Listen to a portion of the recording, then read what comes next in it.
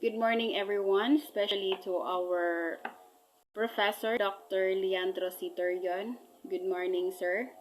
So today, my topic is all about Gestalt Psychology. So before we proceed, I will show you the objectives. First is describe the following Gestalt principle.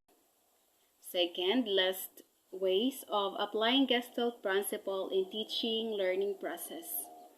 Third, demonstrate appreciation of the usefulness of Gestalt principle. Okay, before we proceed, I have here a picture. So, what did you see first based on this picture? Is it the word good or the word evil? Okay, what did you see first? Okay, another picture. Okay, this one. What did you see first based on this picture? What word did you see first? It is the word optical or the word illusion. Another example is this one. Okay. What have you see first?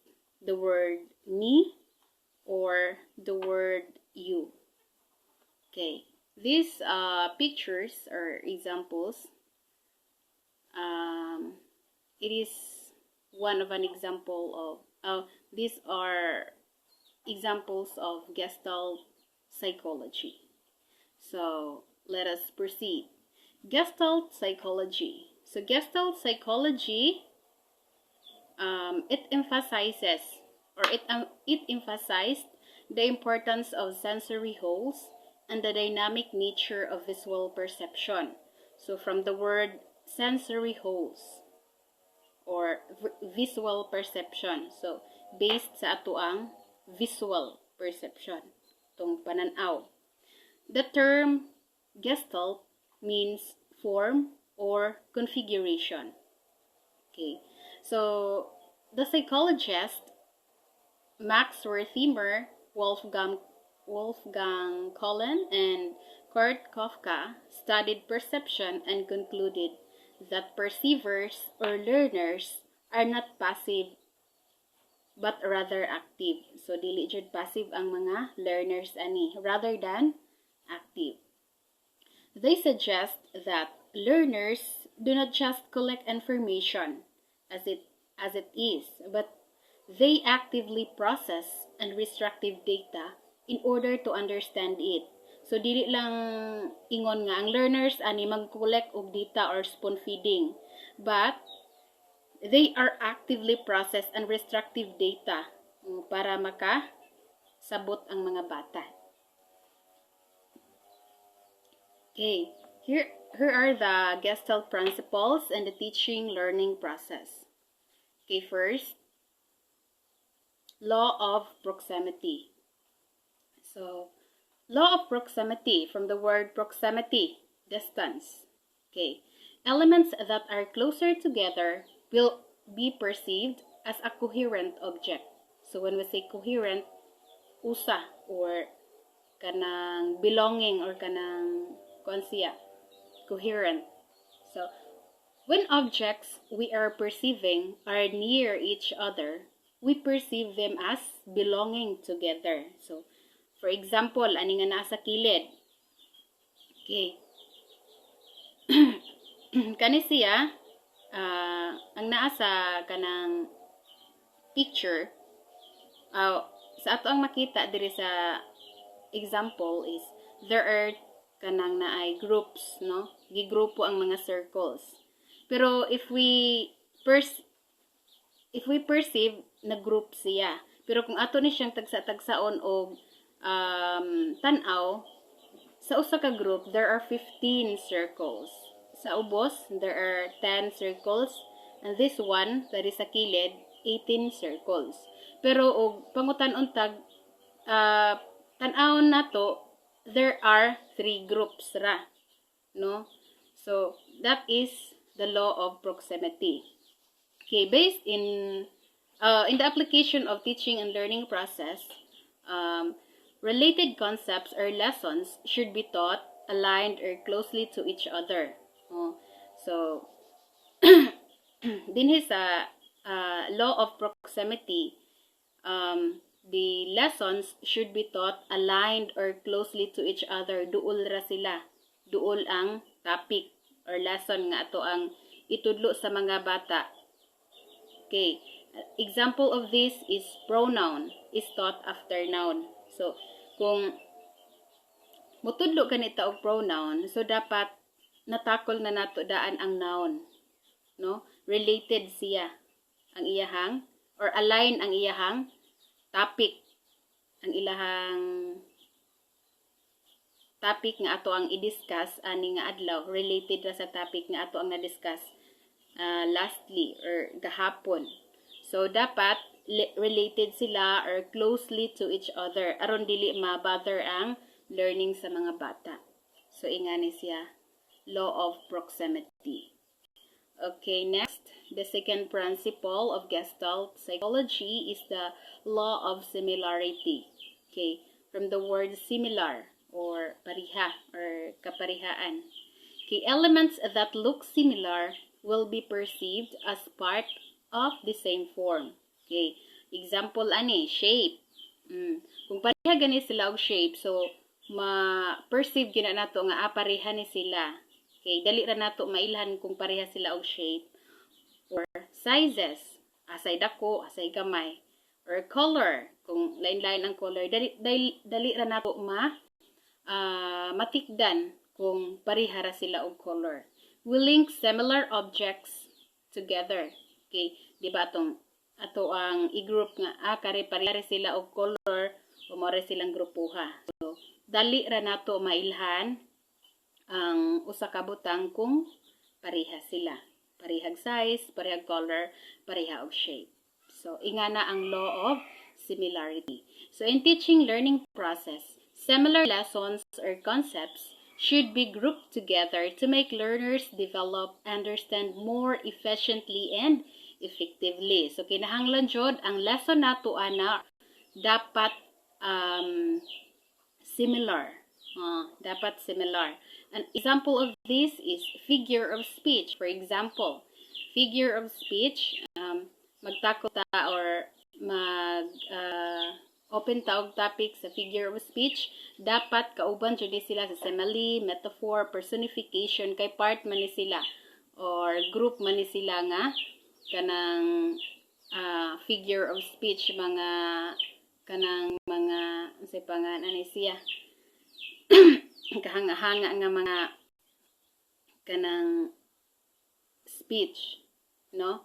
So ingon ana siya i-group ang iyang similar lesson. Okay. Next is law of closure. Okay. This is the third principle of Gestalt Psychology, law of closure.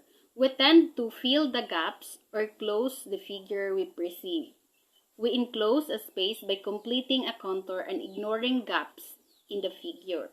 Okay, based sa example diri sa ato ang sa kilid sa right, no, as we perceived here na ay triangle nga naghigda, na po triangle nga nagbarog, na po circle sa mga isig kilid nila.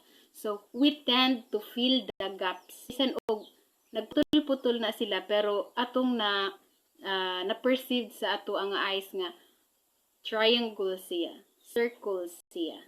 So that is the law of closure. So in applying teaching learning process, when concept or topic is incomplete, it is not closed. So dili jud siya close. Pareha ra gyud na sa relasyon nga o dili mo close, daghan ka itag mga questions. Ug wala mo'y closure sa usag-usa, daghan ka itag questions. Nganong gibiyaan man ko ato niya? Nganong ingani man? So daghan kaayo ka og mga putana ug walay closure. Incomplete pareha pod sa mga bata o dili closure, dili closed ang ilahang learning. So of course daghan jung magpabilin nga question mark sa ilahang una-una nga nganong naingon ato man to. So example of this is applying in fraction. Kung mag-apply ta og fraction.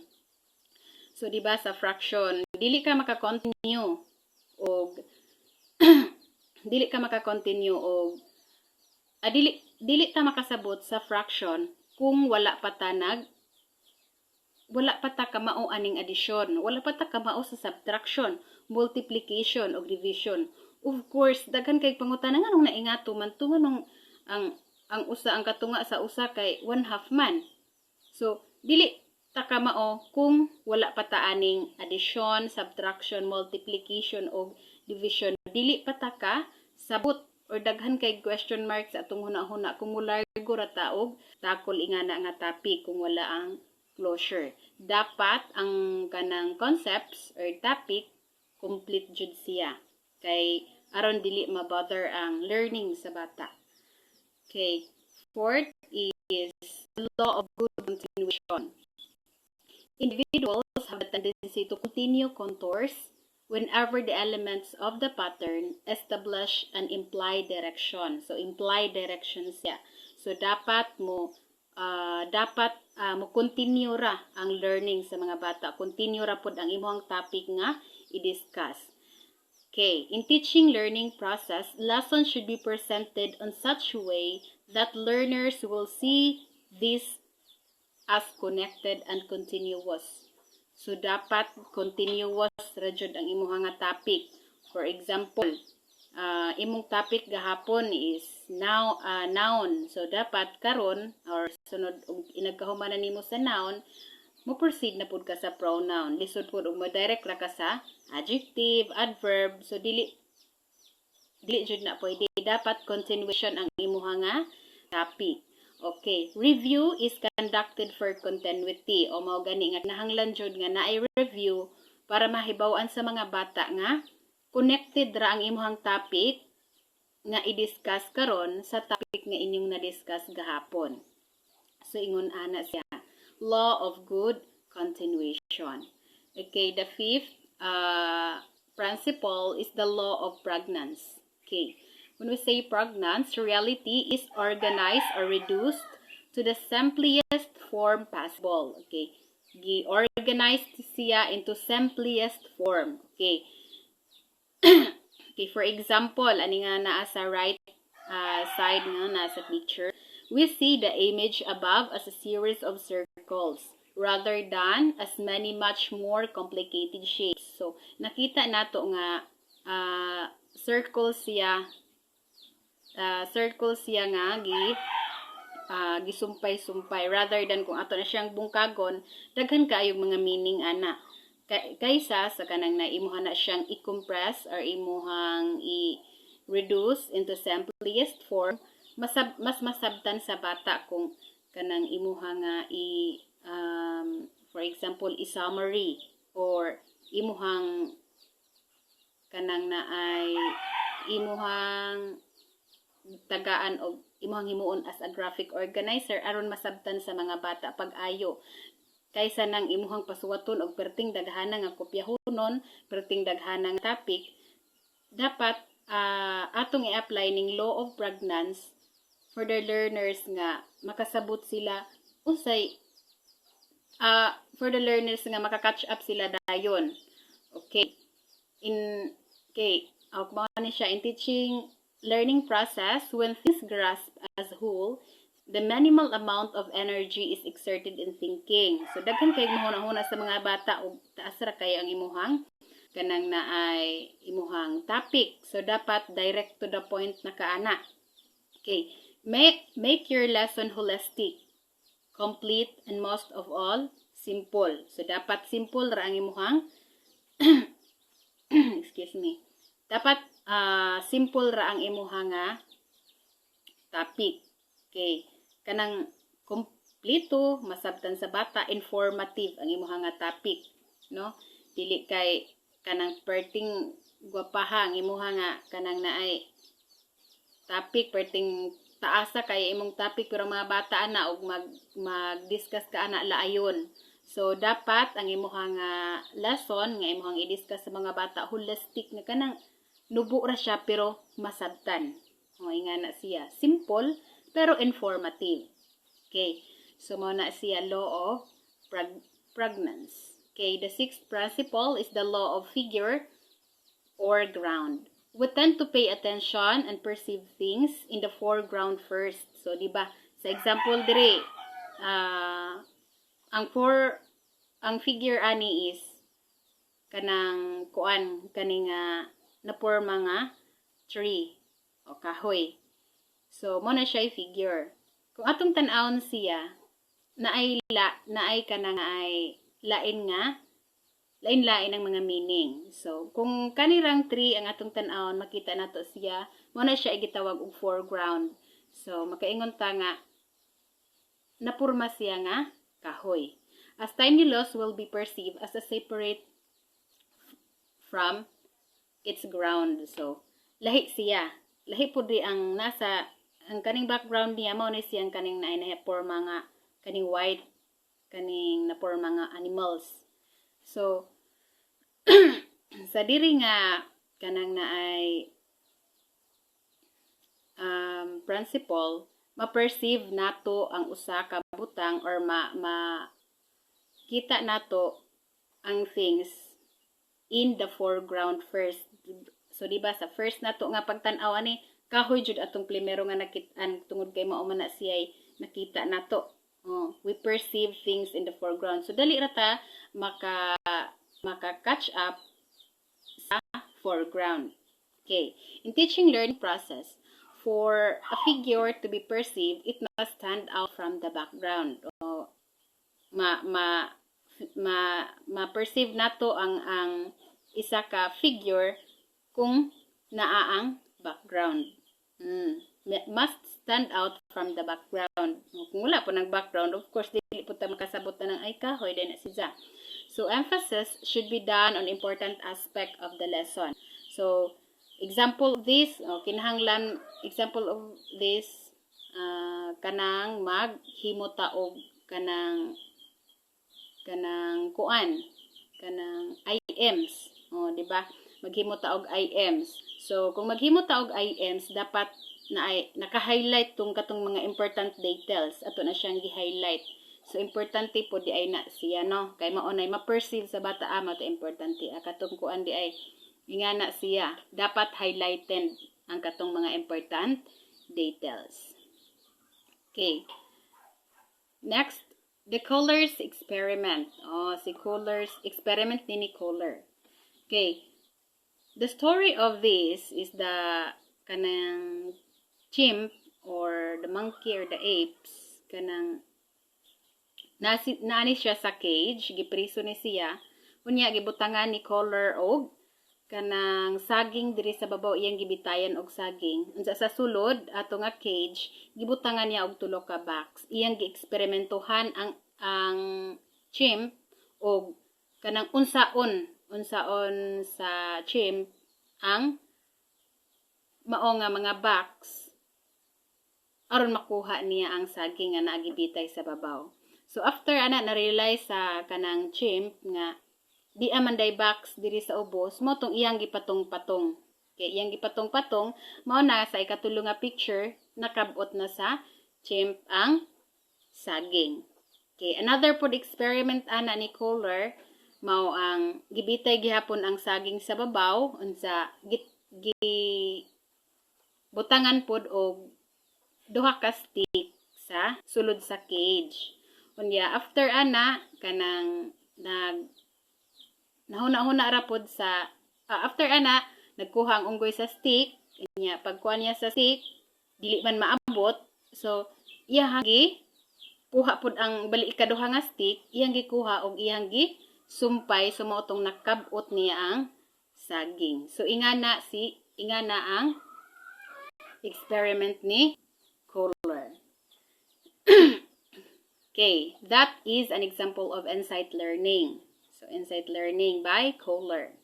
So, insight learning refers to the sudden realization of a solution of a problem. Okay, sudden realization. So, kalit nga, na-realize sa unggoy nga, ako din ning itungtong ning tulo ka box. Ako din ning patong-patungon ning tulo ka box. Na eksperimentuhan na ni Kohler nga ang unggoy na-develop sa unggoy ang insight learning, no? sulbad ra siya sa iyang problem in a sudden way. Kay nakahuna-huna siya nga, ako daling patong-patungon ning kanang box. Or ako daling dugtungon ning nga stick. Aron makabot na ko ang saging. Okay. After a period of mentally manipulation of aspects of a problem for a while. Mentally manipulation. So after ato, no, mentally nilihok to des ang utok atong mao din atong gamiton. Okay. Color experiment with Sultan the Chimp. Okay, si Sultan dito si Ja. With Sultan the Chimp who was caged with food strategically placed outside the cage. Okay. Some boxes and sticks were placed in the cage. So through some manipulation of this object, which got Sultan nowhere, he seemed to suddenly figure out that the sticks could be joined to get the food. So mao to nga iyang gisumpay aron makakuha siya sa food or sa katong saging nga gibitay. So he used insight to solve similar problems. So gigamit niya ang insight to solve the similar problem. Okay. So here are the references. I started a reference. Okay. Thank you and God bless.